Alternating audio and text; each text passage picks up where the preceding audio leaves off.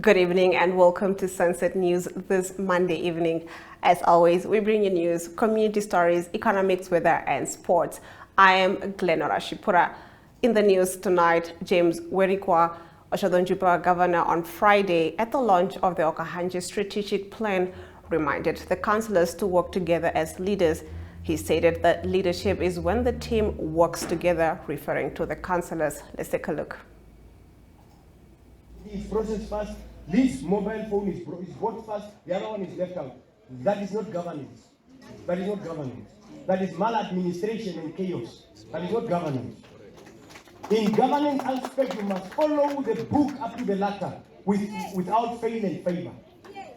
Yourself, Comrade Worship, you need to ensure, Comrade Chairperson, that the CEO is always in check.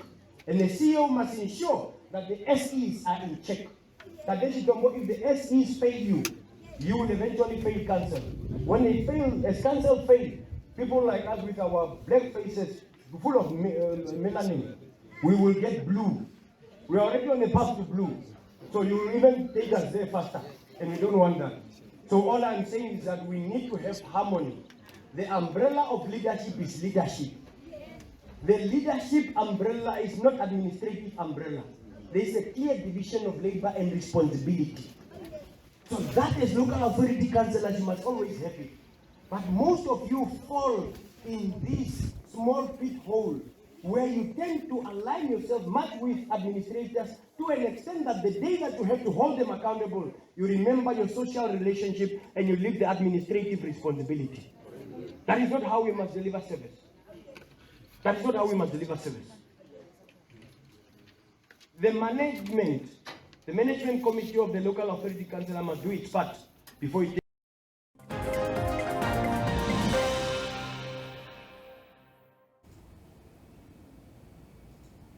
About 500 of Tsumeb's residents, mostly from the informal settlements such as Kuvikuland, Ondundu, and Soweto, took to the town streets in protest, according to Lisken Klassen. The spokesperson for the dissatisfied Tsumeb community members says the financial mess the town's municipality finds itself in is not the residents' fault. The entire municipal management is not from Tsumeb and does not care at all about its residents, reads the complaint that the protesters wanted to read to the executive head of the municipality, Victoria Kapenda, and the town's mayor, Matthews Hangula. They did not want to come out to hear the complaints, says Klassen. The residents of Tsumeb are fed up with poor water quality and have to constantly boil water and then drink it despite any lime that may be left behind, she says. People are experiencing diarrhea and nausea, but we still have to pay for this dirty water, adds Klassen. However, Kapenda says Tsumeb's water is suitable for human consumption and she is not aware of any cases of residents falling ill. We do apologize for the following footage in terms of quality. Now moving on, the Independent Patriots for Change and its former regional councillor, Siska Smith Howard, have decided to smoke the peace pipe and are set to enter a settlement agreement. This follows Smith Howard's suspension from the party and subsequent recalling as a councillor for the party on the 16th of May 2022. Commenting on the proposed settlement agreement, Smith Howard said discussions were still ongoing, but it was decided that it will be in the interest of the two parties to split amicably. We did not settle yet, we just agreed to withdraw the case. We agreed to our separate ways, Smith Howard said. When asked what the future held, Smith Howard said she would engage in private activities for the time being, but maintained that her political days were not yet over. Smith Howard further elaborated that she harbored no ill feelings about the IPC, but maintained her public sentiments made in the past stood. According to the settlement agreement, the parties agree no representation, warranty or undertaking made outside of the settlement agreement unless reduced to writing and signed by both parties subsequent hereto will be binding or of any force or effect. The parties agree that the settlement agreement may be signed by counterparts and by their legal practitioners or record without the validity or effectiveness of the agreement being compromised. In the first case filed in December 2021, Smith Howard requested that the court declare her suspension from the IPC invalid. Getting into our next story, Konga Microfinance was officially introduced to the Namibian financial services landscape earlier today, reincarnated from KongaLand Financial Services, which had helped small and medium businesses of grid households and farmers invest in green technologies since 2007. Over the last 14 years, KongaLand provided the means to light up homes, pump water from underground boreholes, and energize lives to the tune of 285 million Namibian in loans to more than 25,000 customers. What we are celebrating here today, the birth of a new star, poised to illuminate our pathways for financial inclusion and climate mitigation and adaptation finance. That becomes the core and the focus of our business. This is a huge chunk of responsibility to shoulder, but it is not out of tune with what we were able to deliver in the past 14 years when we provided productive finance to the MSME sector of grid households and farmers to invest in green energy technologies, to light up their homes, energize their daily lives, and to pump water with PVP solar water pumps from underground boreholes to the tune of 285 million in loans, impacting more than 25,000 direct loan customers.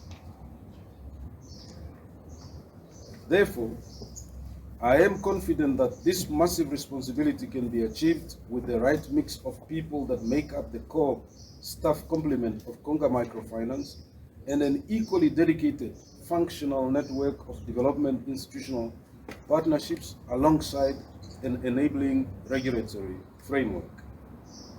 Ladies and gentlemen, we are here to witness the baptism of KongaLand to Konga Microfinance. This change became necessary as we chart our journey into the future.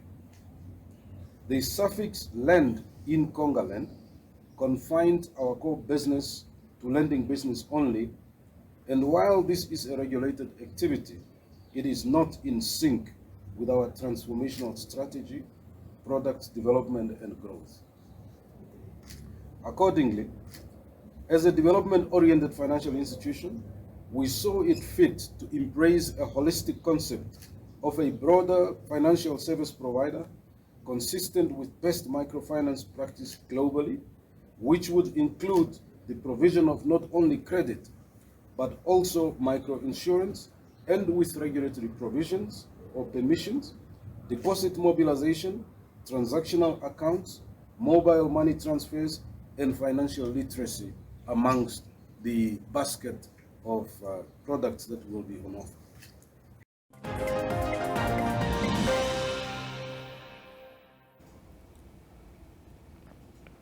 In our Story of the Day segment, Namibia holds the inaugural Spatial Monitoring and Reporting Tool Global Congress.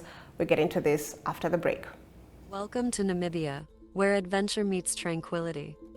With Enjoy, you have access to a wide range of accommodations to suit every traveler's taste and budget. Experience the finest dining and hospitality Namibia has to offer. Booking your dream accommodation is just a few clicks away with Enjoy. Join thousands of happy travelers who have trusted Enjoy for their Namibian getaway. Your gateway to unforgettable Namibian adventures.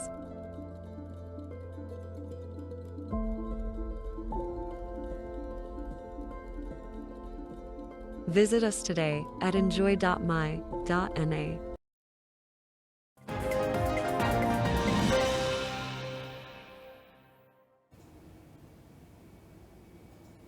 Namibia is hosting the inaugural Spatial Monitoring and Reporting Tool Global Congress in Windhoek this week. SMART is a tool that is used around the world to monitor protected areas, sensitive and high-value wildlife, natural resource utilization, human-wildlife conflict, and wildlife crime to support improved management and wildlife protection. Richard Burgel, chairperson of the SMART Partnership Steering Committee, says in Namibia, SMART is used for biodiversity monitoring as well as community-based monitoring of rhinos in the Kunene region, amongst other functions.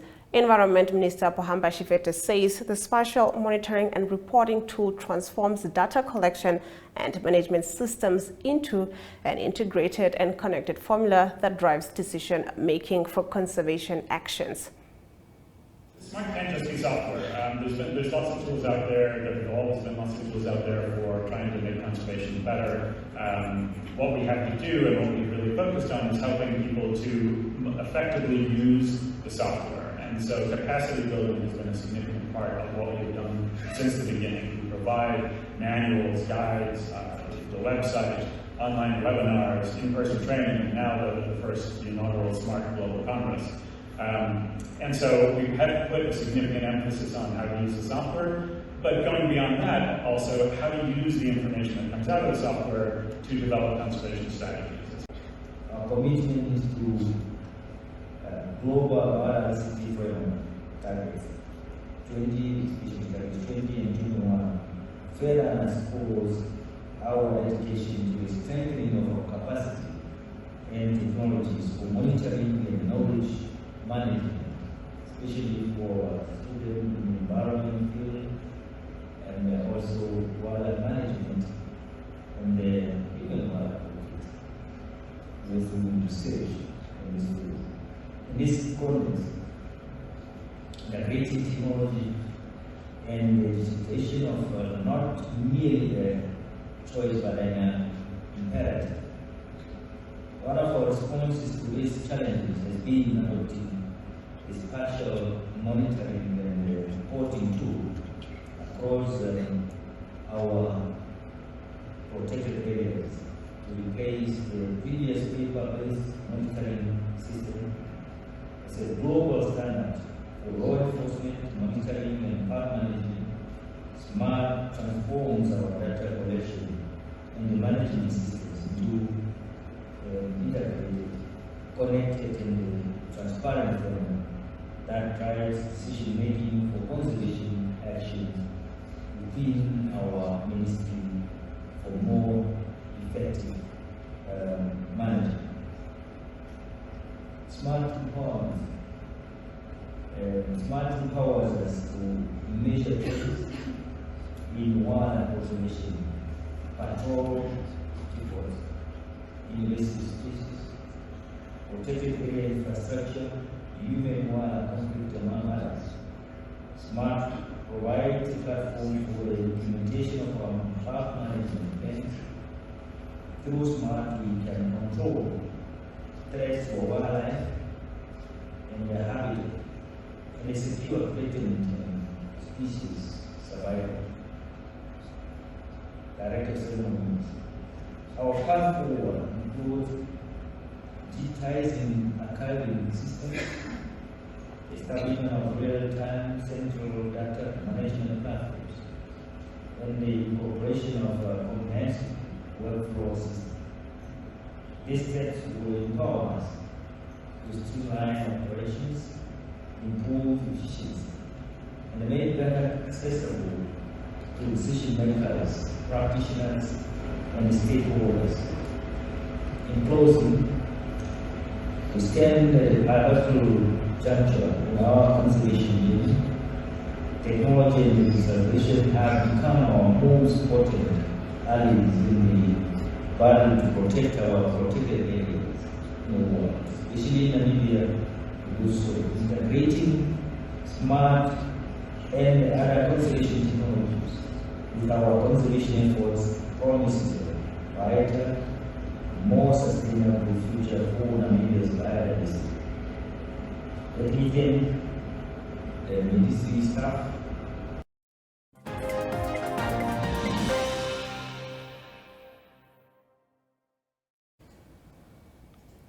The SWAPO party will host an extraordinary Congress next week.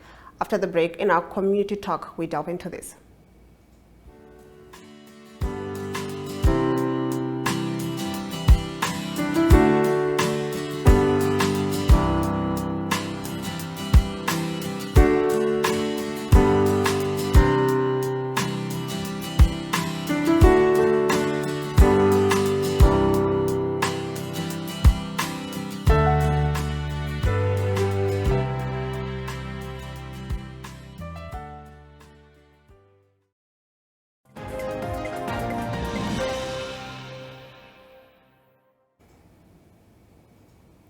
SWAPO Party Secretary General Sophia Shaningwa has announced that the party will convene an extraordinary Congress on the 18th of March 2025 to elect a president. Shaningwa also informed party members that the youth has been geared to take over leadership positions within the party. This follows a central committee meeting held recently. We are preparing ourselves to retire. Yes. We are here doing whatsoever we are doing for you, the younger generation. We are preparing you to take over from us. We are preparing you and we are laying the solid grounds for you so that at least when you come land, you will land on the soft floors and ground. Whatever we are doing is no longer for us, but for you. Therefore, unity in SWAPO Party is of vital importance.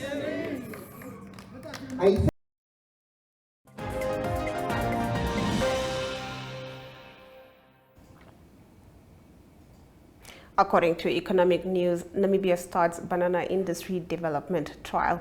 We get into this after the break. Hi, Sonia. Hi, Tufeni. What are you reading? I'm reading about the Child Care and Protection Act in this pamphlet I got from school. What's that? It is Namibia's main law for the children and the issues affecting them. The act classifies here that a child is anyone under the age of 18 years. Check out some of the rights meant to protect you. For more information, contact the Children's Advocate. For more information, contact the Children's Advocate Namibia in the Office of the Ombudsman on 061 20 73 111. Send us an SMS on 20401. SMS costs 40 cents. You can also send us a message via our Facebook page. Remember, the services of the Children's Advocate are free of charge.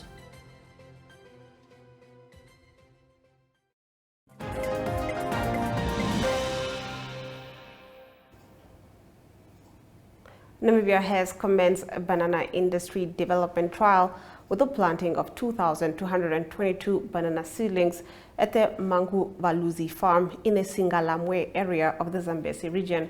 The trial, spearheaded by the Namibian Agronomic Board and Avagro, aims to develop a banana industry in Namibia with plans underway to increase the trial sites over the next 12 months.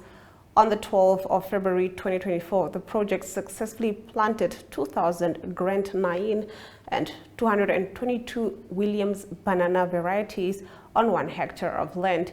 All seeds were obtained from Pasture Valley, a fully registered company and horticulture supplier from Eswatini. The supplier also provides technical support to the banana project task team consisting of NAB and Avrogo technical staff and the participating farmers, said NAB spokesperson Auguste Fabian. The banana project plans to increase the number of field trial sites to cover various agroecological zones across the country in the next 12 months.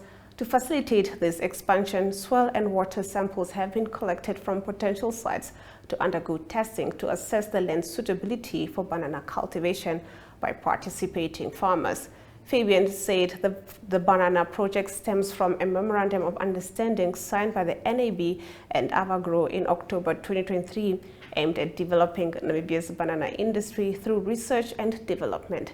Together, the organization aims to assess and identify various banana varieties that demonstrate superior performance across different agroecological zones of Namibia. Let's take a look at our financial indicators. The Namibian dollar trades against the British pound at 23.85, against the euro at 20.36, against the US dollar at 18.66. 2 Namibian dollars and 60 cents gets you 1 Chinese yuan.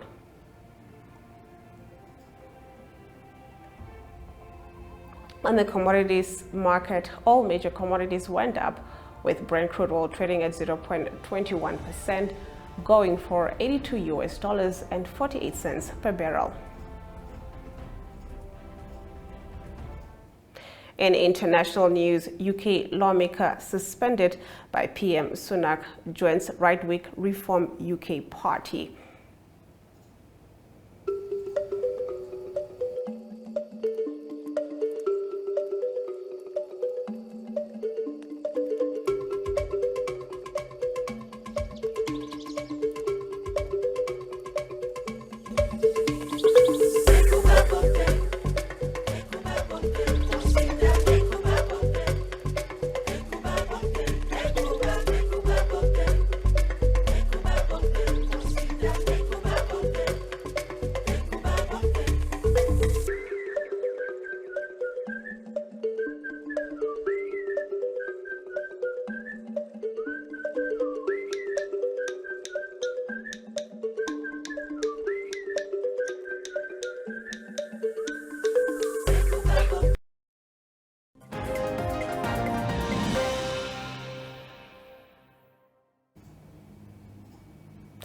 A prominent former deputy chairman of Britain's governing Conservatives, who was suspended from the party over accusations of Islamophobia, earlier today defected to the small right-wing Reform UK party in a setback for Prime Minister Rishi Sunak. The move by Lee Anderson, a former miner who was courted controversy with his outspoken views, comes months before a national election in which Reform is expected to draw votes away from the Conservatives and, in doing so, threaten Sunak's re-election bid. Anderson's defection to Reform, which has Brexit campaigners Nigel Farage as its honorary president and backs populist causes such as tougher immigration laws, gives the party its first member of parliament. It also represents a blow to Sunak, given Anderson was appointed as the Conservatives' deputy chairman last year to appeal to voters in former Labour Party voting heartlands known as the Red Wall that backed the Conservatives at the last election. And I'm delighted to announce that I have found that champion of the Red Wall for Reform UK. He's also, coincidentally, going to be Reform UK's first Member of Parliament in the House of Commons. He is, of course, a person of great integrity, no nonsense, and is the Member of Parliament in the County of Nottinghamshire for Ashfield. Please welcome Mr. Lee Anderson.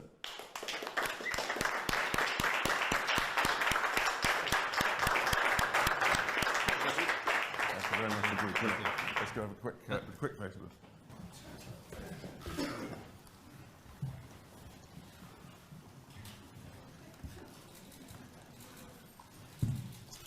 It is no secret that I've been talking to my friends in Reform for a while, and Reform UK has offered me the chance to speak out in Parliament on behalf of millions of people up and down the country who feel that they're not being listened to. People will say that I've took a gamble, and I'm prepared to gamble on myself, as I know from my mailbag how many people in this country support Reform UK and what they have to say.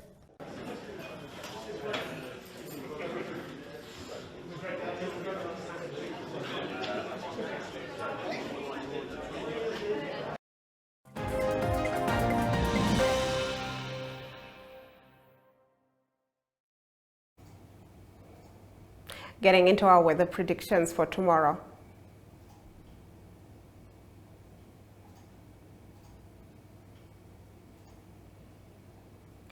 Katima Mulilo can expect partly cloudy conditions with a minimum of 20 degrees Celsius and a maximum of 38 degrees Celsius.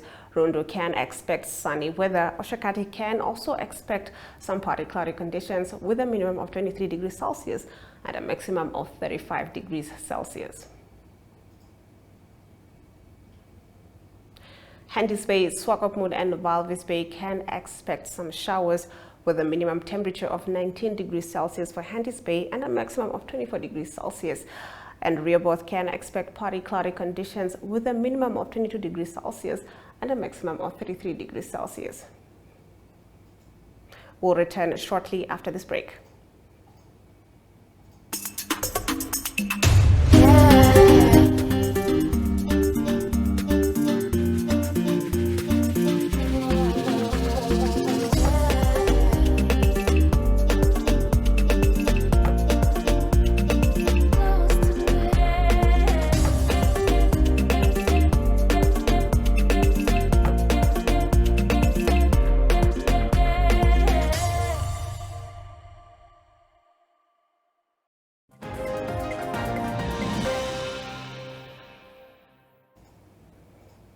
And that concludes the broadcast. Thank you for joining us on this beautiful Monday evening. Make sure you join Sunset News on Facebook, on all the Animate platforms on weekdays, as well as on our website, oneup2.com. Sunset News screens on DSTV channel 285 and GoTV channel 25 every weekdays and Sundays from 7:30 p.m. to 8 p.m. This has been Sunset News, done in today without us.